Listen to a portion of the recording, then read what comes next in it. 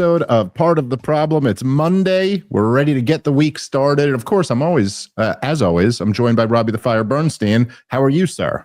Oh man, I had a great run of porches out in Tennessee, and I'm back out. I'm porching hard, my friend. Pekin, Indiana. You ever been to Pekin, Indiana? No one's been to Pekin, Indiana. The 4 people that live there are in Pekin, Indiana, and I'm bringing my porch there.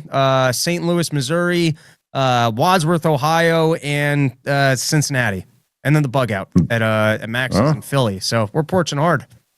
Very nice, very nice. I'm very excited for you. I've heard nothing but great things as always, but particularly about this run of porch tours. And I'm getting ready this week. I got a couple more days at home, and then of course this weekend is the big one, the Comedy Mothership. So I'm really looking forward to that. Always one of my favorite,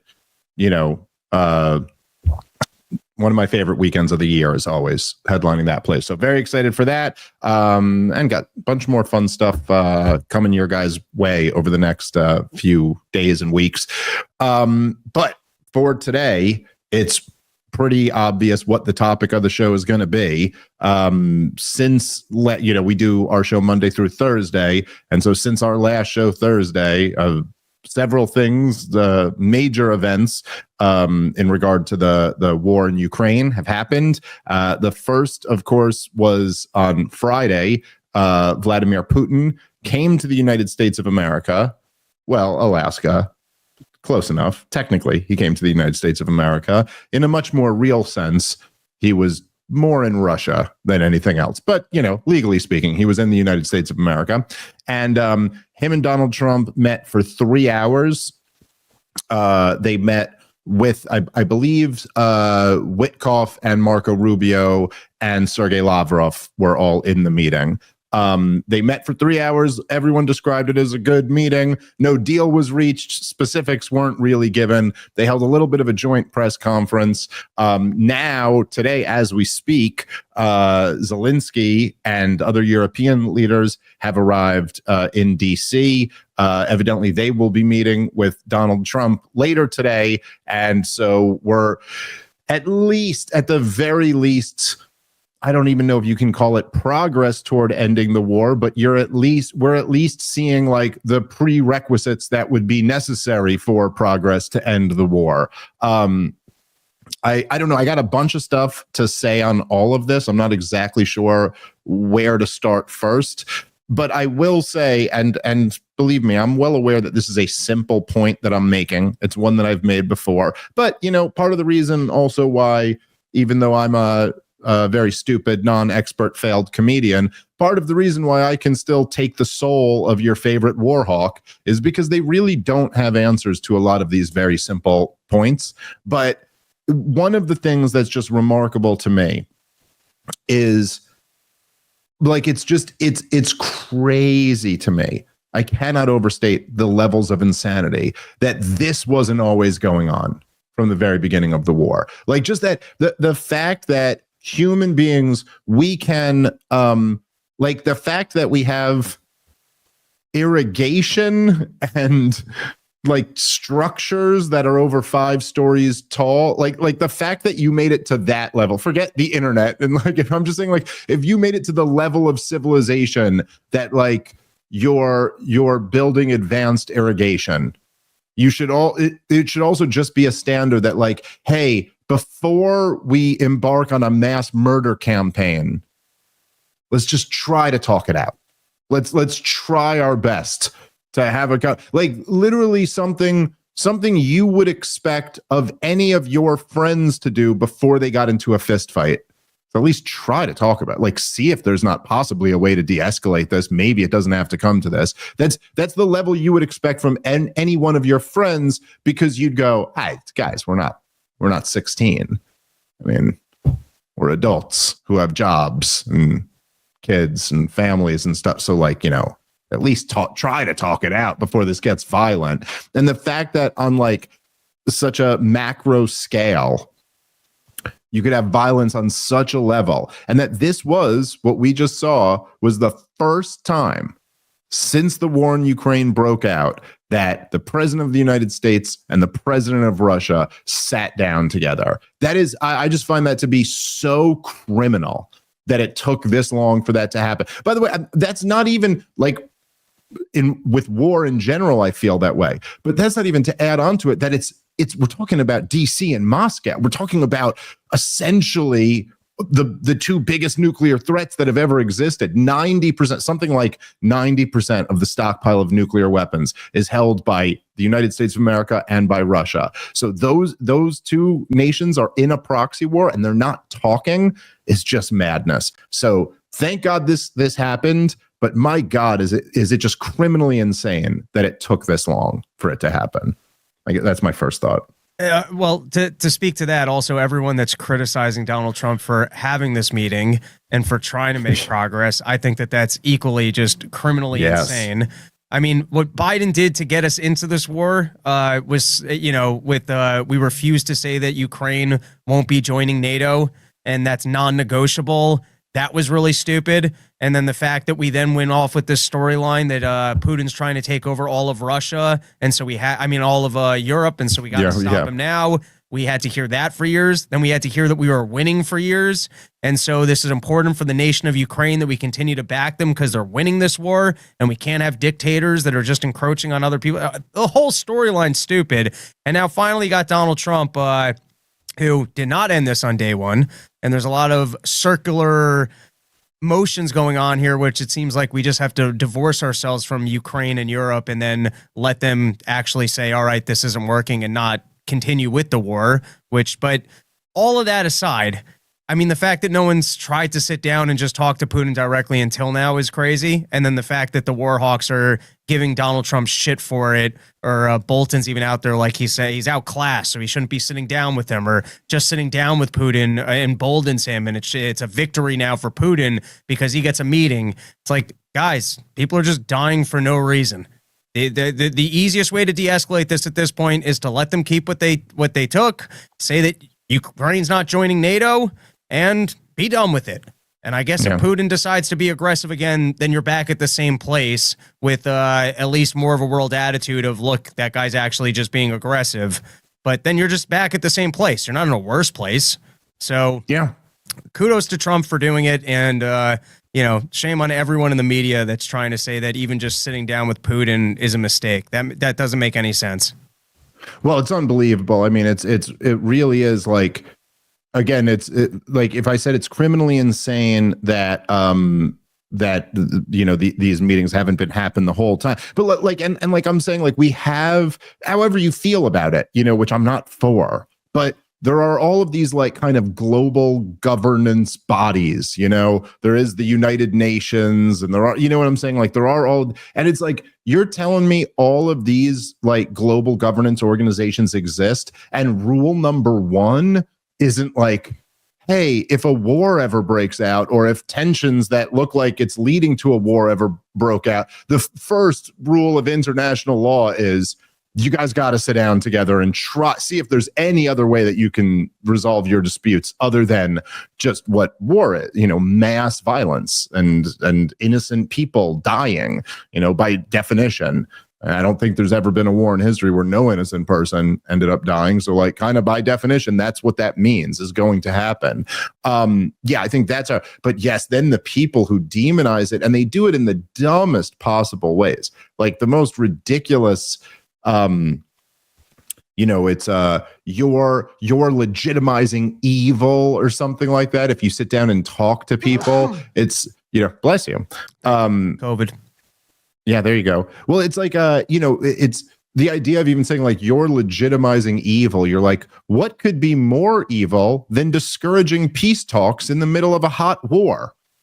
So, like maybe you don't get to have a comment on who's too evil to meet with. But of course, this is, I think one of the major issues you have, and this is what I was talking about the other day when I was kind of reflecting on my most recent Piers Morgan appearance. But one of the things that happens is, and it's interesting because it's like, it's kind of right at the center of kind of our, Rothbardian libertarian, insight on the nature of government, which is essentially that, the nature of government is like it's a criminal organization. That's what governments are. And when you understand that and you take that into account in your worldview, it just leads to different conclusions than others draw. But particularly when it comes to war, what you see, particularly in the West, I mean, which is what I know the best. But in the West, when they're justifying war, all of a sudden you notice that like people start talking about things like it's a fantasy land, like they're just, hey, we don't appease dictators, or we don't, these were two of the arguments that I was met with my last time that I was on Piers Morgan. They're both arguments I've been met with before, but like one of the arguments was about Ukrainian entry into NATO. And they go, hey, since when can a big country bully around a little country and tell them they can't join whatever security alliance they want to? And like, that's the way it's presented on this show. Like, hey, since when did bigger nations start telling smaller nations what they could do? You're like, I'm pretty sure since there were big nations and small nations. Like, what world are you even talking about? Like, are you reading out of a storybook right now? Like, what are you? And then I just said to them, I said to the panel filled with like one general and I go, are you telling me that Mexico can join a military alliance with China if they want to? Like, no, they can't. It's just not the case. It's just not the case that like, oh, sovereign nations are allowed to do whatever they want to. Like, sorry, that's not how it works. And America would never accept that anywhere near our own. Let like some small let the Bahamas try to join like a military alliance with Vladimir Putin and see what happens. It's just like, that's not actually how the world works. And we have a whole Monroe Doctrine, and there are spheres of influence. And yes, no, it's not the case that like the Soviets can just put nuclear weapons on Cuba if they want to, like, when we already lived out that experiment. And then the other thing was the thing about appeasing dictators. Like all of a sudden it becomes like Vladimir Putin bad, Oh, what are you talking about? Appeasing dictators. The whole world is dictators that America gives money to. What are you talking about? So it's just like, a lot of that stuff, but really, again, it's not that the people on CNN and MSNBC are so naive that they don't understand the nature of government, but us with our brilliant Rothbardian insights do understand the nature of government. The reason it's so creepy is that, no, this is just the tactic to keep the war going. This is just what they say. I mean, like what, dude, all these people, when you remember when the buildup to the war in Iran was going on, and like official Israeli members of the government were posting pictures with the son of the Shah, like they were pretty implicitly saying that, like, hey, here's the rightful leader of Iran. Here it is, the son of the last dictator that we installed. That's what we believe. Hereditary monarchy is now the norm, because everybody knows, like, who in their right mind doesn't think that if, let's just say, they had free and fair elections in Iran, and the political party who won said no normalization of relations with Israel, no trading oil in dollars, no doing business with the West, right? But there was a democratic election. Or let's say there was a military coup in Iran, and a military dictator took over, but he said, we're going to normalize relations with Israel. We're going to open up our oil markets to American oil companies. We're going to trade only in dollars, yada, yada, yada. Who do you think DC and Tel Aviv would prefer? Do you think they would go, no, we have a commitment to democracy and an open society, and we would never, we would never appease a dictator? Like, no, obviously they would choose the latter because that's their policy objectives. And you've got 80 years of U.S. foreign policy to back this up. So it's all that stuff is just ridiculous. The other thing that I got to say really struck me in seeing, because I was thinking about it as you're watching, they did. So after the 3-hour meeting, Trump and Putin had like a little press conference thing. Not too much was said, although there were a few things that were interesting. We could get into that a little bit. But one of the things that just really stood out to me was that I think I could be wrong about this. Someone could double check me, but I think this was the first time they were together since Helsinki, which must have been in 2018. And was it 17 or 18? I think it was 2018. And there's just, I don't know, it was kind of interesting to see the two of them together after all these years. Now, for people who don't remember, Vladimir Putin and Donald Trump did meet in Helsinki back in what I believe was 2018.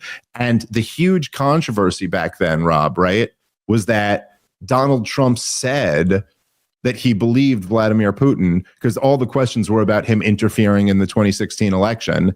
And Vladimir Putin was like, I didn't interfere in the 2016 election. And then they asked Trump, they said, he's saying he didn't interfere in the election. Do you believe him? And he goes, I believe him. He tells me he wasn't involved in that. I believe him. And this is what the entire corporate media tried to spin as treason by Donald Trump because he dared to say that he trusted Vladimir Putin over his own intelligence agencies. And it is, with all of the evidence that's come out since that time, and even the most recent stuff that Tulsi Gabbard's been releasing, it is something to think about the fact that, like, Donald Trump ran in 2016 on détente with Russia. He explicitly ran on getting along with Russia and not moving in this, more and more hostile direction.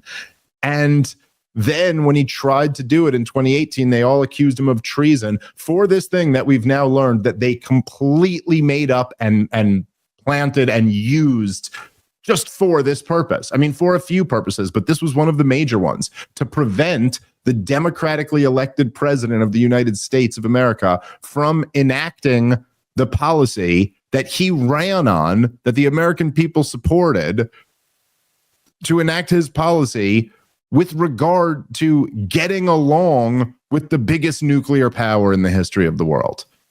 It's just that's a crazy story to then see it all come to. At least they're in the same room, and at least there's talk of trying to end the bloodshed and trying to reach some type of deal. So I don't know. I was just thinking about a lot of those things, like all about Russiagate, and it really does. When you see how high the stakes are, it's like, it gives you a whole nother level of appreciation for how criminal Russiagate was. You know what I mean? Like it's very easy for us to always like stop at the level of the intelligence agencies tried to frame the duly elected president of the United States of America for treason. Because really, like when you say that out loud, do you need to go further than that? Like that seems to be enough. That seems to be more than enough for this to be like one of the greatest outrages in the history of the United States of America, right? But it's actually quite a bit worse than that, because it was actually intentionally being used to prevent Donald Trump from pursuing his policy agenda, which was to get along with the country with the biggest stockpile of nuclear weapons in the history of the world. And they intentionally thwarted that. And that has already resulted in a war where hundreds of thousands, perhaps well over 1 million people have died. So like, it's just like, as you think about that, it really is, it gives you a whole new feeling, even though, listen, I know the administration is already a failed administration. I know that they're probably not going to deliver on 10% of the good things that they promised, but like, and I know that they're pivoting away from the Epstein cover up, but it did just leave me with another thing of like, man, those people who did Russiagate really need to pay. Like they really do need to be held to account to that. It's just it's hard to overstate what a profound crime that was. Yeah, I guess I never really put that all together, that we could have been moving in a direction of getting along with Russia, which might have made it more difficult for Biden to, pull off the NATO's going into Ukraine and then provoking that war if we were in a better place. So, yeah, that is, I guess, an interesting storyline that lurked in the background there of, the war hawks are the people that are anti-Russia, kind of instigating that as far back as 8 years ago. Oh yeah, and I mean, look, it had a huge effect on it because so much. I mean, look, there's a lot.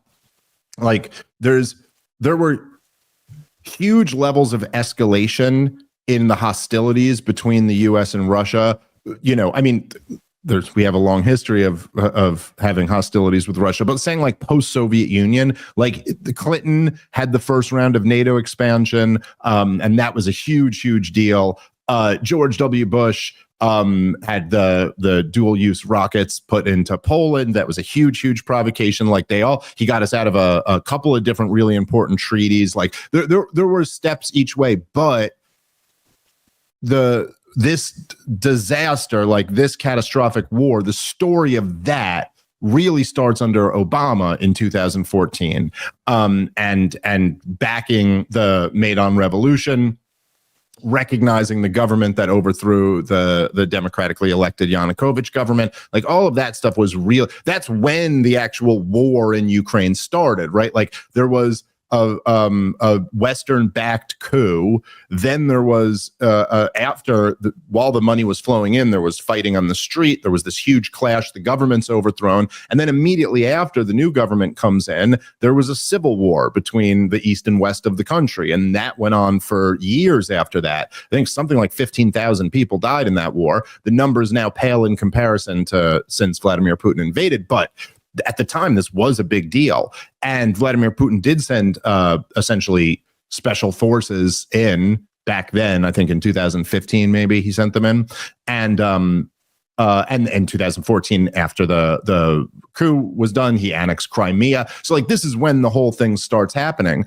And so it's in this context, right? It's in 2014 that the government in Ukraine is overthrown, and it's backed by Obama and Joe Biden, and then Vladimir Putin annexes Crimea. This is in 2014. In 2015 and 16, the civil war is going on. That's when Donald Trump comes in, right? Donald Trump comes in the middle of like there's this civil war in Ukraine over U.S. intervention, U.S. European intervention in the region. There's this conflict there, and the guy who gets elected was running on like, let's de-escalate, let's have détente, let's be friends. Now he was more, when they were running, they were talking about what was going on in Syria, but all this shit was going on too. And so to frame, because Russiagate was like a double frame job.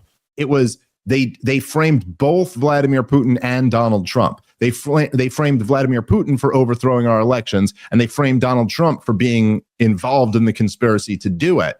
But it was all bullshit. None of that was real. And so, yeah, then you had essentially Donald Trump, and particularly after Helsinki, I mean, the amount of pressure that they impeached him over Ukraine. Right? Like it was an enormous pressure campaign. And what was the thing that they impeached him over? Right now, this was later, but the thing they impeached him over that was such a big deal is that he threatened to hold up weapons shipments into Ukraine while this civil war was going on. Now, he ultimately gave in and and sent the weapons in, but that's kind of what Russiagate created. It created this environment where Donald Trump, because he's Trump, and he's not like, he never had the intelligence or the creativity to be like, to actually pull off a 4D chess move. You know what I mean? So it would never be like, because like an actual 4D chess, or someone who was actually smart enough and like clever enough to like rise above the thing and go like, oh, here, like he could have had, I don't know. He could have shouted from the loudest bullhorn during all of that Russiagate stuff. He could have used Aaron Mate in The Nation magazine, completely debunking the whole thing. Like the biggest left-wing publication with this left-wing journalist has completely debunked Russiagate, but he never even thought to bring that up because he doesn't read and he doesn't know. He had no idea that it had been debunked in The Nation. You know what I mean? Just like, and so instead, the problem is that Donald Trump isn't actually this like master manipulator, negotiator who's always playing 4D chess. And so what Donald Trump did instead, in very Trumpian fashion, was he goes, oh, they say I'm a puppet of Vladimir Putin. I'm going to show them what a Putin puppet I'm not. I'm going to send weapons into Ukraine and put sanctions on Russia. And then if you remember, Rob, he used to brag about this. They say I'm a puppet of Vladimir Putin, but no one's been harsher on Vladimir Putin. That's Donald Trump's 4D chess. That's what he actually gets, is to be like, oh yeah, MSNBC? Well, just to prove you wrong, I'll do exactly what you want. And so that's where the thing escalated. And then, of course, Joe Biden comes back in, Vladimir Putin invades, and the rest is history. With all that said, with moving on from Russiagate and having that completely debunked, they did look like friends, which I mean, I guess that's the better way to engage in diplomacy is to, try and let the guy feel welcoming and that you can be trusted. It is just kind of like, listen, anyone that's saying that Donald Trump shouldn't have had that meeting, I think has a bad agenda, which is to try and keep this war going on. And I don't think that this war can be won. I think it can only be escalated and more people can die. I think that's all you have. But it was kind of classic Donald Trump, where he did get his big television spectacle, not a single details released, no real sign of progress aside from the fact that he actually sat down with the guy. And it just seems like we're kind of in the same circle of Zelensky and Europe going, no, we have to continue this war. Donald Trump saying, no, it needs to be over. But like with no, I guess, clear path for pulling the trigger on it other than to just throw up our hands and say, we're out of this mess. You guys can go figure it out. Yeah. Well, we can get into, while the specific details have not exactly been released about what was discussed or what the progress, like there's not a progress report. Putin did somewhat vaguely say something like there's still one major obstacle that has to be worked out. But I think that, we know more or less where we're at. And we'll get into that in 1 second. I did, what was that? No, just before we move on from Russiagate and go to the meeting with Putin and now the latest with Zelensky, I did want to play this just because as we were talking about Russiagate and thinking about this, and this is a great little, I got this from, it was Maze, I believe, right? Yeah, Maze, good Twitter follow, by the way. But it's Maze Moore. M-A-Z-E at M-A-Z-E-M-O-O-R. Good Twitter follow. But he posted this compilation video of Eric Swalwell, which really was it's worth for, again, like sometimes you got to go back and watch those news clips of like how crazy the COVID propaganda was. And like, you're like, oh yeah, I forgot they actually did all that. This was a great little compilation of the way they were talking during Russiagate, like how goddamn criminal this whole frame job was. And then the how unashamed they are after even the whole thing falls apart. But here, Natalie, let's play this clip. Mueller used a legal term and did not find a chargeable Russia-Trump conspiracy. You talk about collusion, and you've also, and I'm going to play this for you, talk about it pretty directly as if there was a personal link, a personal activity by Donald Trump established. Take a look. All the arrows continue to point to a personal, political, and financial relationship that Donald Trump had with the Russians. Do you believe the president right now has been an agent of the Russians? Yes. I'm not hearing the evidence that he's an agent of Russia. Yeah, I think it's pretty clear. It's almost hiding in plain sight. Do you believe that the Trump campaign colluded with the Russians in the 2016 campaign? Yes. Do you believe the president himself colluded with the Russians? Yes. There was certainly evidence of collusion, not evidence that met the beyond a reasonable doubt standard, but this president in no way is cleared. Do you accept the findings in the Mueller report that do not support some of those claims? Well, I accept that I probably should have been out there a little bit earlier because who knew how many links there were, 200 pages of links. I accept also, Ari, that prior Congresses did not have an imagination to see a president or a campaign have so many concerning conduct and not write laws to prohibit it. But it didn't meet the standard beyond a reasonable doubt. But here's what we know. The Russians helped Donald Trump. Sure, but to be clear, so you're no longer maintaining that he is effectively a, quote, Russian asset. No, I think he acts on Russia's behalf, and I challenge him to show me otherwise. Well, I guess that's what I'm saying. You accept the findings or not. I mean, one could argue that Barack Obama at times was, again, what does the language mean?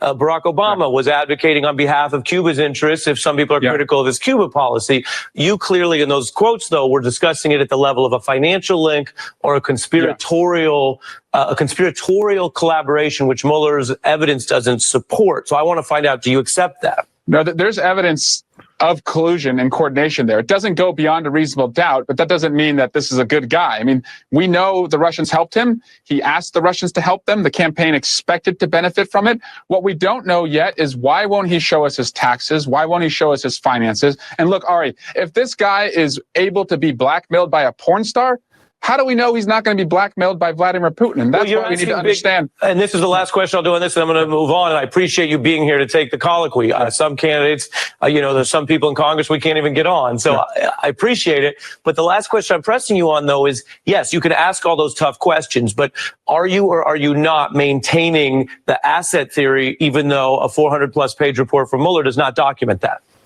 I think he acts on Russia's behalf too many times, and he puts their interests ahead of our interests. He pulled us out of Syria. He wants to reduce the role of NATO. He continues to pull back sanctions on Russia. He won't tell us what he talked about with Vladimir Putin, and he won't tell us anything about his finances with the Russians. He acts guilty, Ari. Yeah, I mean, so is that not pretty freaking unbelievable? To just watch, like, by the way, there's even Ari there he's doing this thing that I've called out a lot over the years, Rob, where it's pretend journalism. Like, he's acting as if he's giving him a tough interview, but he's actually not at all. And he's kind of carrying his water there because they get into this whole asset conversation. But if you hear in the clips that they just played, what Swalwell said point blank was that Donald Trump was an agent. And just to be clear, there's a big difference between calling someone a CIA asset and a CIA agent. There's a big difference between calling someone a Russian asset and a Russian agent. Like, agent implies that you are straight up working for them, carrying out operations. And it's not just like, oh, you're something that they use, or you're something that, you know what I mean? You were doing your own thing and they liked that you were doing this, so you guys coordinated in some way. Calling it a Russian agent, the sitting president of the United States of America. And then after there's this huge multi-million-dollar investigation, doesn't back you up at all, you go, well, I challenge him to prove to me that he's not. Like, what the hell does that mean? And then, of course, Rob, at the end there, they kind of give it away. Now, don't they? They kind of give it away. Well, what really is the proof? Now, of course, he lists off a bunch of things, none of which Donald Trump actually did. He states them as if he did that. He pulled us out of Syria. No, he didn't. NATO no longer has power. Not true. NATO's only gotten more powerful under Donald Trump. It's gotten bigger. It's expanded. It's gotten more powerful. But isn't there kind of an admission there that it's like, yeah, that's really what it's all about, isn't it? Like, Donald Trump campaigned on pulling us out of Syria. He campaigned on diminishing NATO. In 2016, this is. But if you were to enact those policies, that would be proof that you're a Russian agent. You know, like, it's really something that you're like, that's the democratic process that everybody in DC is screaming about. Is that a candidate ran on this, the people supported him, he was duly elected, but he's not allowed to implement those policies. It is something. Well, I mean, we did, what was it, 2.5 years of coverage of the shit. God bless you now, COVID. Thank you. I caught it. Yeah, exactly. Through Zoom. We did 3 years of debunking the Russiagate stuff while it was happening. And it's so amazing the way that Russiagate went right into COVID, that then went into, no, Biden doesn't have dementia. And it's a 12-year track record, or about an 8-year track record of just the media completely lying to you on a daily basis on these big stories ongoing. But that talking point of the last one, which was, because it used to be, if you were trying to just be pragmatic and be like, listen, let's not have this war. Oh, so you're a Putin apologist. Oh, you must love Putin. It's like, anytime that you just have a different strategic insight of what benefits the U.S. that might not harm somebody else, then instantly, because you really only like that guy's agenda. And it's like, no, I actually don't care about Russia. I don't care about what Putin's doing. I think that it costs us money for no reason. I think it's a foolish strategy. You're putting more risk on the table. But it's such a funny thing that if just you agree with the other side, you could say that, like, if you didn't think our government should get rid of TikTok. Oh, so you're a Chinese Socialist Party advocate. You like the Chinese Communist Party running businesses in the United States of America. It's like, no, I don't like our government policing what technology you are or aren't allowed to use. And I think they work with all the other social media platforms. So, whatever they're doing with big data, maybe we need more transparency across the board, because I don't think the other ones are innocent. I just think they're doing it in our government's interest. But it's amazing. Just the second, you know what I mean? You do anything that might benefit someone else, even if it's because you think it is for your interest, then it's just that classic talking point. Well, you're a Putin apologist. Holding water for Russia. Yeah, it's unbelievable. It's so dumb, and but again, it's a tactic that's been used quite a bit. I don't think it's working very well, at least, fortunately. But yeah, no, you're absolutely right. That is what you hear. It's constantly over the. And it's funny. It's funny too when it changes. Like, I'm like, wait, what am I? Am I a defender of the mullahs in Iran, or Hamas, or Putin, or, which one? Make up your mind. Oh, okay. None of, it's like, oh, this is all ridiculous. Like, who even, it's always, what was so crazy to me too, is that it was like, it's like, you're like, I don't want to bomb Iran. And you're like, oh, so you love the Iranian regime? You want the Iranian regime to be stronger and to continue to overrule their city? No. I don't care. That none of that has anything to do with what I'm talking about, which is I don't think we should be at war with them. Yeah. I mean, well, it's funny because when they never even apply this logic when they just haven't put a war on the table, like when they're not trying to sell one. So in the same way, no one right now is advocating that we bomb North Korea, right? But if they started rolling out a campaign for it, there would be some percentage of people who then go, well, yeah, of course. What do you fucking support North Korea by not wanting to bomb them? You know what I mean? Like, they would just jump into it. But right now there's no push to do that. And so they're just not even thinking about it. But you're like, right now, you, Mr. Warhawk guy, who's supporting our current status quo policy of not bombing North Korea, does that make you a Kim Jong-un asset? Because you support the status quo of not launching a war again. It's all just so stupid. Or how about you could just feel that way for different reasons? There could be other reasons than you care about that regime. But I always said, I've made this point many times, but I always thought it was kind of funny because I've read a lot about, the Cold War, and which is in itself, a horrible, terribly misguided policy that did a lot of damage to the United States of America. But and I'm sure, for people listening, or for you, Rob, most people probably know a little bit about Joseph McCarthy, or the which gets lumped together, which is not the case, as separate things. But there was the House Committee on Un-American Activities, where famously Americans were accused of being communists. This is what's known as, McCarthyism, or the Red Scare, or any of this stuff, where people were being accused left and right of being communists. Now, the truth is that it's a long chapter in American history. I won't go too deep into it, but McCarthy was not completely wrong. I mean, there were communists who had infiltrated the State Department and other kind of sensitive areas in America. Most people still look back at that as oh, this was a fucked up thing to do, where you just start accusing people of being disloyal, and then they could be blackballed or whatever. But I always said, at least whatever side of that debate you're on, at least back then there were communists. There were people who identified as communists. There was a communist party. There were people who were sympathetic to the communist party. There were that was a belief system that people had. The thing that's so funny about being you're a Putin stooge is you're just who does that apply to? Who in the United States of America is actually I am sworn loyal to Vladimir Putin? I just think the Russian model is the model that we need to follow, or something like that. It's what is he? A corrupt Republican, essentially? All right. What is that? Oh, what is he? It's the worst thing you could say about Vladimir Putin is that he launched the war in Ukraine. Oh, he started a war. Okay. That seems to make him that makes him more similar to my leaders, who I spend my whole life hating. What about that would I be, admiring?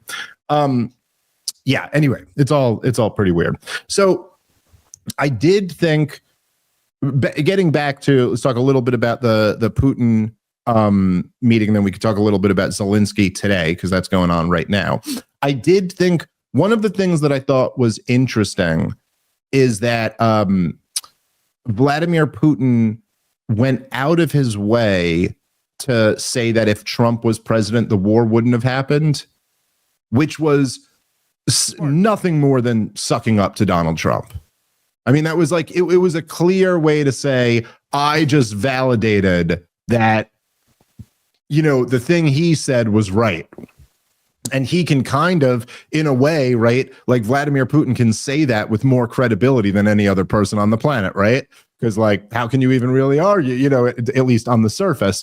Vladimir Putin's the guy who launched the war, and he's saying it wouldn't have happened. Well, then that just backs up what Donald Trump said. I think that Vladimir Putin's smart enough to know that that's how you win favor with Donald Trump, is to say, I'll make you look very good, Mr. President. But so, it did just seem like, oh, he's trying to win over favor with President Trump here. That being said, it was the tone from both of them was certainly very respectful and complimentary, and not at all what it seemed was being signaled by Donald Trump just like a week and a half earlier, where he was giving giving Vladimir Putin timelines and threatening him with how bad things would be if he didn't follow them. So there was none of that at their summit. It was a much more cordial. I don't know. Any other thoughts on even just before the summit? At least there were headlines saying that Donald Trump was saying there's going to be severe consequences, which is like it's like double secret probation from Animal House. What severe consequences do you have left?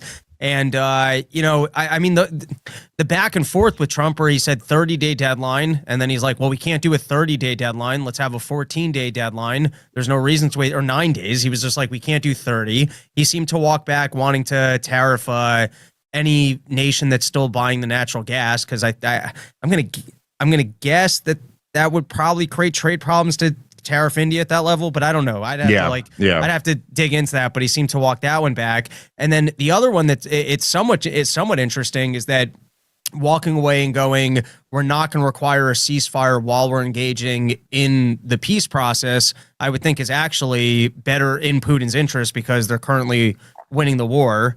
And so I think that's, if anything, that almost sounds to me like quite a concession, because I seem to remember from earlier talks, demand for ceasefires, and part of what Trump, one of Trump's gripes with Putin was he said he would get on phone calls with Putin and it would sound very good, and then Putin would do massive bombing campaigns, and Trump kind of saw that as a slap in the face, and that Putin was not serious about peace, or that they were just dragging it out, and that they were not willing to kind of, that was almost the proof to Trump that Putin wasn't willing to engage in the peace process, was ongoing attacks after he had friendly phone calls with him.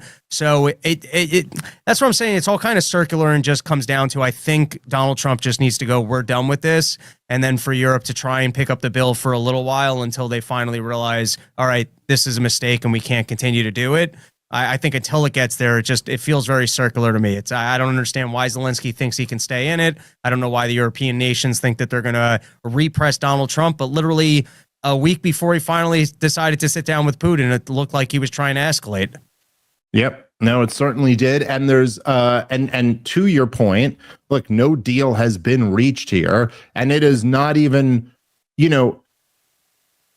it's quite likely that Donald Trump is back in DC now. Now he's talking to Zelensky and the Europeans. Now there's going to be a million war hawks in his ear. And I would not be surprised at all if he pivots back to that type of posture. It's or also possible, and just walks back away from this. Yes. Yeah, right. I mean, however, I will say, I think there's a likelihood that this war is essentially is going to end sooner rather than later. I think that in a way, I think, we'll see how this all goes, but it's kind of what a lot of us have been saying all along, is that the deal is going to end on Vladimir Putin's terms here. And I don't think there's a way to insist that it doesn't. And I think that the Russian terms have been pretty clear from the very beginning of this. They have now, after this time, like they're taking the Donbass region. They're keeping Crimea. That much is a given. Now, it's somewhat up in the air as to whether that's all they're going to keep. In addition to that, I think they've been pretty clear that they're insisting on like a corridor to Crimea through some of those southern provinces that they hold right now, but that they may be willing to give back. And then the other issue here, right, is that I think it's what is it? I think like somewhere around a third of Donetsk is still controlled by Ukraine, and Russia has the rest of it, and they have all of Luhansk, and they want that part.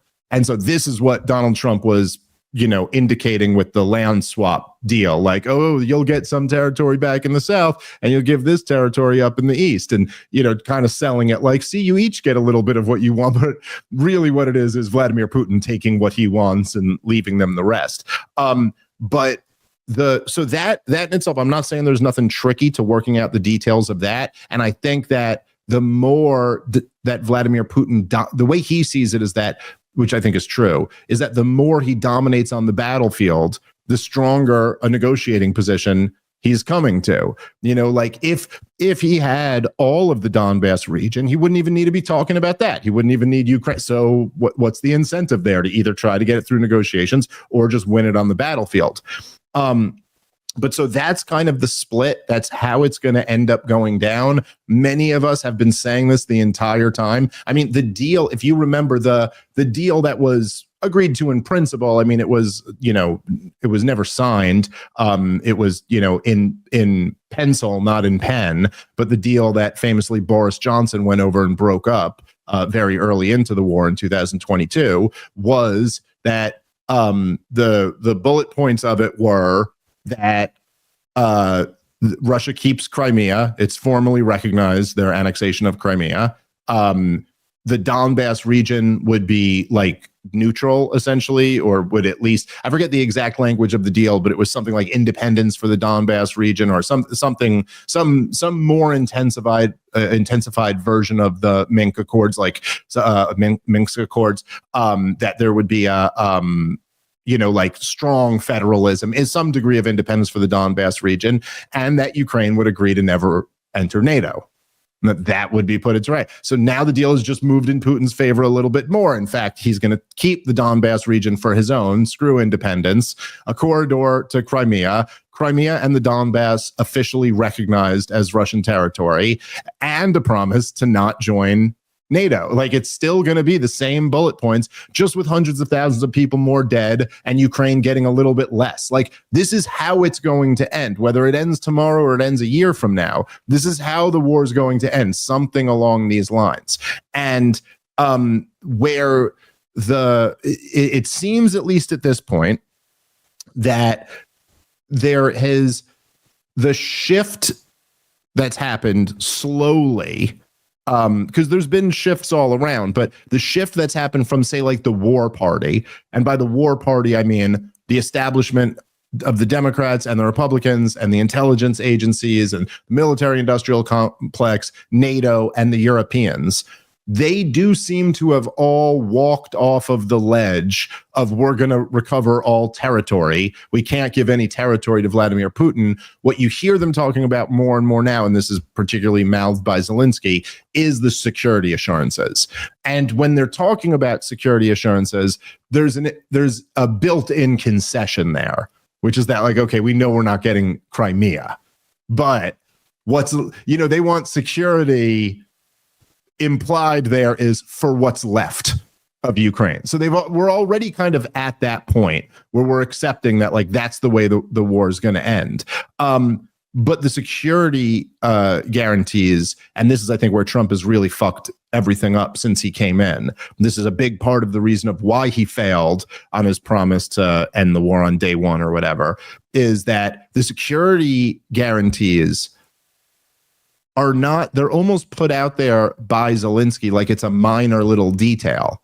Like, well, in addition to this, we sure would like it's almost like put out there where like you're buying a new car and you're like, hey, could you throw the Sirius XM in for free or something? You know what I mean? Like, it's like a little detail, but it's not a little detail. That's what the entire war's over. That's like the central issue of the whole goddamn thing. Because when you have a security guarantee, what does that mean? It means you're not neutral.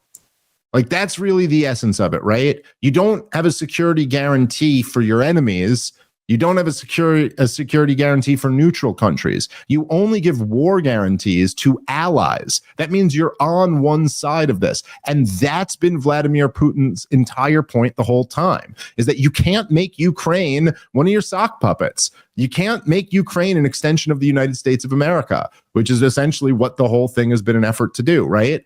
That's where, and so I do think that there is the poison pill in this whole thing, and what exactly it means. Like, now, I'm not saying that I can conceive of a possibility where there's some way to end this war, where there's some level of security guarantee given, like by the Europeans or something like that. But there's not going to be an American war guarantee. That'll be enough for Putin to keep the war on. Because if that's the case, then why the hell leave? Why don't I just take more territory? Why, you know what I'm saying? So that's going to be the thing that's going to be the real hurdle here. I don't think anyone could pull this off, but to me, the security guarantee should basically be war's over, and Putin's agreeing, hey, they just throw Biden under the bus and shove it up Europe's ass. Put that on a bumper sticker. It's sellable, all right?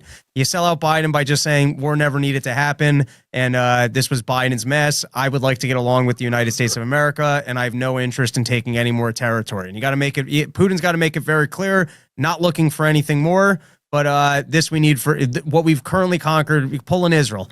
What we currently conquered, we need for security purposes.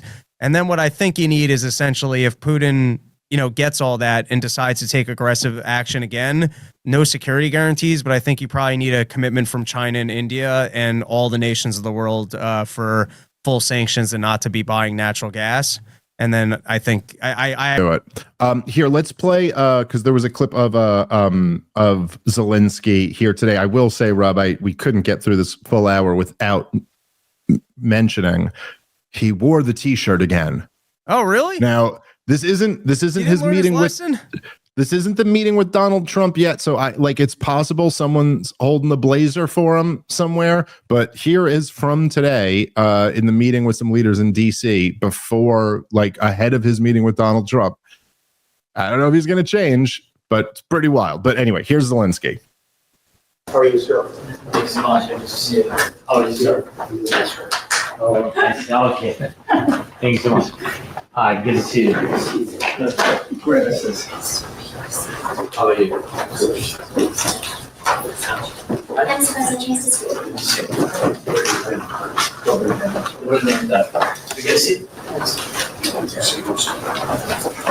Mr. President, thank you very much for your time. I know your time is busy. A little bit. What I wanted to do just briefly was to I've got a meeting with the President, the Vice President, and the National Security Advisor, Secretary of State this morning. There's some areas. Thank you so much. So first of all, we are thankful to the President for this invitation and the format of what we will have. It's important signals about security guarantees, and that's why it's important that we are together with the United States and Europe. And the President accepted the common meeting, also after our bilateral common meeting with the Europeans. And so I'm so grateful that such big countries as UK, Finland, and President von der Leyen, the Secretary, Rutte, that they will come, and I think this will be important meeting, and we will speak about the architecture. I think so. We will have time to speak about architecture of security guarantees. And this is what really I think the most important. Good. Yes. I hope so. We will speak together. We will begin, of course, bilaterally, but I think mostly we can speak about it when we will be together, sitting together. I think this is. All right. So really, look, the point of that was just to show you that he's not wearing a suit. That he's wearing the last time, I think, didn't he have that kind of military sweater thing? Now he's just full New York City comedian. It seems like a shittier black T-shirt than I'm used to seeing him in. But really, this is, and I don't know, Rob. I mean, maybe this is just me. But it makes my blood boil But I don't know. I just find, look, I mean, he's talking about security guarantees over and over again. I mean, this is his big thing from his position of no negotiating leverage whatsoever. There is nothing that he offer. Like Vladimir Putin obviously has some negotiating leverage, right? Because he's conducting a war that we sure would like him to stop, you know? And we have some negotiating leverage over Vladimir Putin because like we were the ones who were threatening to bring Ukraine into NATO and he wants us to stop. And we were the ones who were sending weapons in and he'd like us to stop. So like there's some negotiation there. Zelensky is offering us nothing. Like just absolutely nothing, but yet he's sitting here demanding security guarantees. And like, what is that? I don't know. Like, what does that mean? Like a security guarantee. It's like, if you think about it in a way, right? Nobody is God. So nobody can give you a guarantee, like a real guarantee, right? Like that doesn't actually mean anything. If I were to say to you, Rob, like I guarantee your security, then what you would take that to mean is like, to the best of my ability, I will try to protect you or something like that. You know what I mean? But like, that's all I could do is try to fight the guy who's fighting you. And if he's tougher than me, I can't, then my guarantee is meaningless. But like, there is something where like, I think like, you know, like, if someone tried to hurt my wife or my kids, I would do everything within my power to protect them. But then just like some random other lady in my town goes, I also demand a security guarantee. You're like, wait, what? You're in a position to demand that I get into a fight over you. Like that's my choice, not yours. And so I do just find this to be appalling. I also, think, you know, this is where Donald Trump really messed up with that whole mineral deal and all that talk, is that Donald Trump basically has, it is crazy that we're this far into Donald Trump's presidency. Like we're almost at the end of August. He's been president since January and he still has not like extinguished this idea that we're going to give Ukraine a security guarantee, that we're not only going to say, hey, we're going to help you negotiate an end to this war after helping you fight this war for 3 years, but we're going to say, hey, if you ever get in a war in the future, we're on the hook for it. If there's ever an act of aggression against you in the future, that's our job to protect you. Where do you get off demanding something like that? And like, you know, the real dynamic that's changed here, and I'll tell you, I think the main reason why the Hawks aren't talking about taking back Crimea and all of this stuff now, because they never thought they were going to do that. They just wanted to keep the war going as long as possible. That's always been the goal, is just to hurt Russia as much as possible. And if you got to sacrifice Ukraine in order to do that, then sure, let's do it. But the real reason why all this talk is changing now is because the Ukrainian people are done. They don't want to. I just saw another poll today. It's like right around 70%. 70% of the Ukrainian people want an immediate end to this thing, a negotiated settlement, meaning they're happy to give up some of their land to end this war. They don't want to do this anymore. They've seen what they were able to do with a blank check from the West, and they know they don't have that blank check anymore. Why the hell would they want to keep fighting this war? And they recognize that, like, hey, if you don't get this deal done with Vladimir Putin, and if Vladimir Putin decides that I can't work out a deal with these guys, then all of his incentives become to take as much territory as he can, because you're not working out a deal anyway. And so if you don't have a guarantee about what's going to happen with the other territory you don't take, you do have a guarantee if it's yours, you know? And that's essentially what Vladimir Putin's been saying this entire time. Not saying this is exactly right, but his argument has always been, he basically said Ukraine can't be a part of the West. They don't have to be a part of Russia. This is what Vladimir Putin's been saying for over 20 years. Ukraine doesn't have to be a part of Russia, but they can't be a part of the West. They can be independent if they want to be. If like that's acceptable. We can accept neutrality. But if the choice is there is no neutrality, and neutrality means you're a puppet of the West, then I'll just take it and it will be mine. Like if it's not going to be neutral, it will be mine. It's not, the options are neutral or mine, not yours. That's been Vladimir Putin's position this entire time. And Listen, what we can hope for here is that, seeing as how the Ukrainian people want none of this anymore, and seeing as how Zelensky is still not in a suit and tie and pissed off Donald Trump last time and looks like he might do it again, that maybe at least Vladimir Putin puffed up his ego, Zelensky is pissing him off, and at some point Donald Trump wipes his hand, washes his hands of this mess and goes, no, all right, we're not giving you a security guarantee. Give him the territory he's taken, and that's it.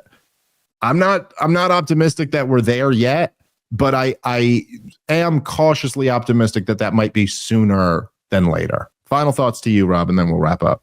If you want more porch, visit a local porch. And this weekend, where did I say I was? Pekin, Indiana, St. Louis, outside of Cincinnati, and then outside of Cleveland, Ohio, then Philadelphia, and then back at Pubcas in Myersville, Maryland, the original porch for stand-up, a little concert for my Shedcast friends, and the Smoke Out Bug Out. That's hell yeah in the world. Connecting with there porches. You go. That's the key to the key to peace. A nice getting drunk at a porch with Rob. And then see all you guys out in Austin at the Comedy Mothership this weekend. And then me and Rob will be on the road a bunch for the rest of the year. Comic Dave Smith for all those tickets. All right.